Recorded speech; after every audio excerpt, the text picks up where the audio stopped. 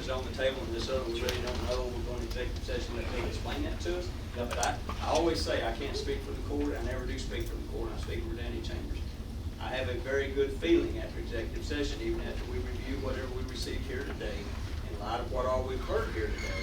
I don't think there'll be any action taken here today, but I'm just talking to Danny Chambers, because we need to let these gentlemen get together and see what they can do and put together and then bring back to the court before any decisions made. We want to make sure we have everything on the table and everything that's going to be best for everybody. But anyhow, sorry, Mr. Green, you go ahead. So I want to preface what I'm about to say with, I know I've at least got some feedback that there was folks upset that this was happening on Friday. Felt like that on Memorial Day weekend there might be some sort of motive to suppress folks, and I want to be very clear that's not the case. We set this up. That's what I'm about to address. I want to be clear that's not the case.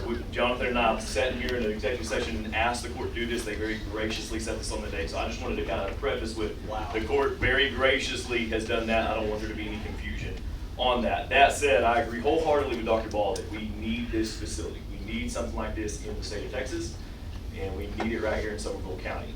And so to that end, of course, we worked over a number of weeks trying to come to a solution and working with the court here to try to come to a solution. And I want to kind of recap a little bit of where we're at so we have a full understanding of why we are where we're at and why we have made the offer we made and what we are wanting to do with that.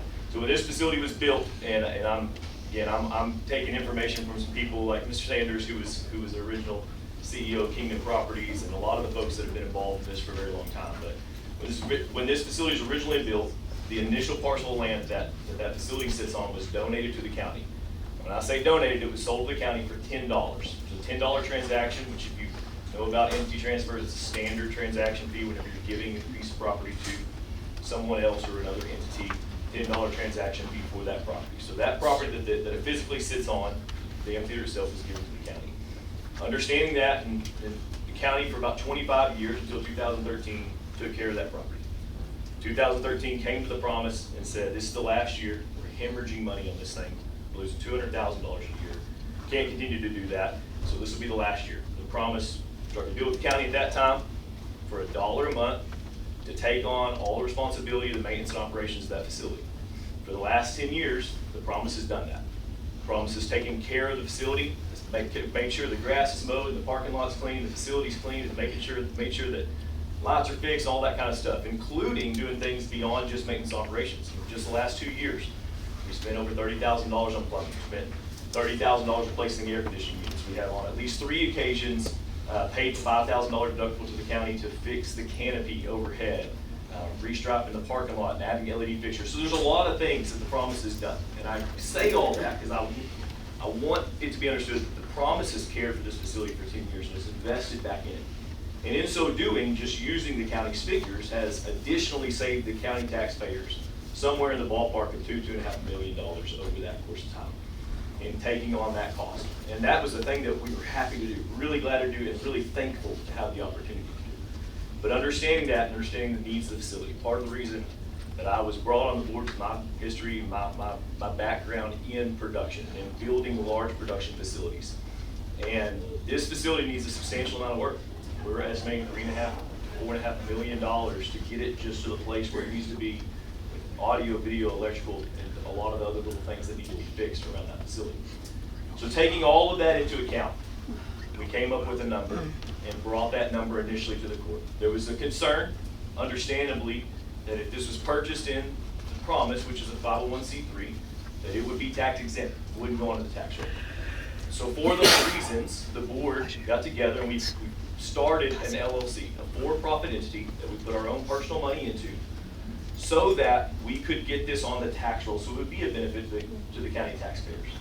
And with that, made the offer that we currently have made to buy this facility, to get it on the tax roll. And in that offer have also guaranteed that over the next 3 years, we will invest a minimum of $1.5 million back into that facility fixing it and $300,000 in outside marketing to drive economic development in Somervell County. As you heard, 2 million people over the last 35 years have come into this county for the promise. This last spring, we wanted to see, is there an appetite for this? Do people still want to see this show? And so we launched a marketing plan, and with the hope and the desire to see 5,000 tickets sold in the 3 weeks of our spring show. We didn't have 5,000 tickets sold. We had over 10,000 tickets sold in that 3-week time period, proving that not only is there a need for it, but that it can continue to be the largest economic driver that Somervell County has. And that's our desire. Our desire is to partner with the county to get us in a situation where the county can benefit from this and we can continue to be a major economic driver for the county. And so that's our goal. That's our, of course, our prayer here. And of course, we want to work with the court to make that happen. Hey, Laban, I'd just like to clarify one thing, if you don't mind. Yeah. Are you Mr. Sanders? Yeah. I apologize. Then you probably remember this document that was filed back in 1988 to grant the property, to transfer the property to the county. The Kingdom Properties received $55,150 for engineering, architectural, construction work expended on the project. And that was an agreement to transfer, which is going to clean up a lien against the property Earl Cummings had for $15,000 and a bank note at NCMB in Cleveland for $40,000. Is that correct? It's been 30-something years ago, so my memory doesn't quite go back that far. I understand. But that's in the document. So to be clear, and you're correct, there was a $55,000 transaction. That was for a 260-acre tract of land, as shown on the resolution. That is for 10.26 acres, 25 acres, and 3.84 acres for construction, the amphitheater tract, the parking tract, and the roadway tract. Okay. It is not, it's just for roughly 40 acres. And back then, land sold roughly $750 to $1,500 an acre. So for the $15,000, they received about $13.50 an acre. We donated the theater site and the roadway. Yes, the theater side, the parking tract, and the roadway tract, and that's what you received the $55,150 for, is those 3 parcels. So just to be clear, Judge, and we can certainly talk about, I have a warranty deed showing a $10 transaction fee. And So, and like I say, there may be some more documents there, but yeah. Yeah. And then another part that was. That was my understanding, so that's what I was trying to. I just want to clarify. Yeah, sure, no, absolutely. Because I don't want to Absolutely. mislead anybody or Absolutely. you know. Sure. There were more than one transaction. Yes, many transactions, yes. Okay, well, is that all for you, Mr. Gray? Yes, sir. Thank you. All right, thank you. We heard from Dr. Ball, we heard from Robert Brake, and I think those are the only 3 that have proposals that they may make or may do. So what we'll do at this time, we're retiring to executive session. I know Bill Vineyard's here somewhere, and he can go over this that we received today, but like I said, I feel very confident there'll be no action taken until we hear from the other folks. So if we can find Bill Vineyard in the hallway, we'll get him in here with us. And if you don't mind, we'll excuse all of you people. Until see if we have a motion to accept this. If we don't accept it, we don't need executive session.